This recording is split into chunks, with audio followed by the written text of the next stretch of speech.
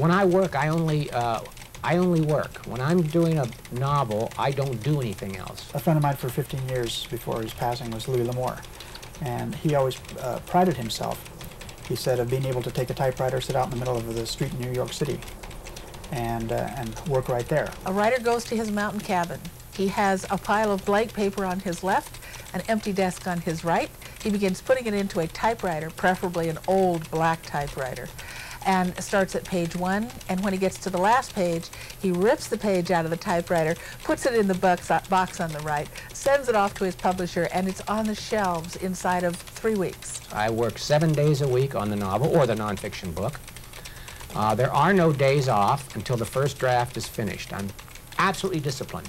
That is the writing myth. He'd have anywhere from 5 to 7 books going out at a time, and I asked him one time, how can you do that?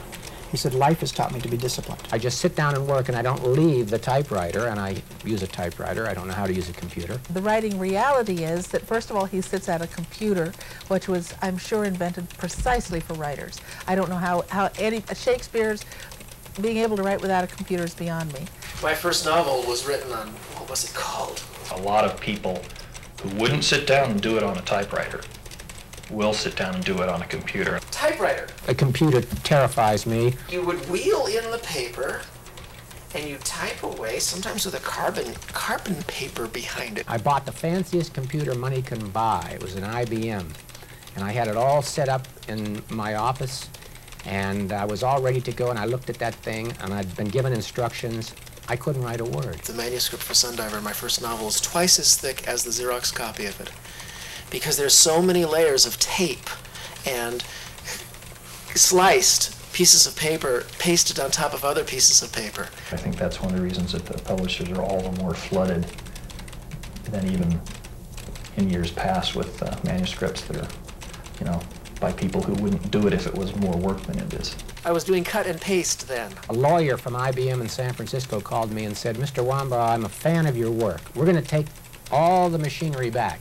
But you're the only person, up until that time, 1982 or 83, you're the only person who's ever returned one of our word processors. And we want to know why. I refused to retype. So I would do a complicated cut around in order to get around two words that I was going to keep that you would see through a window of Scotch tape.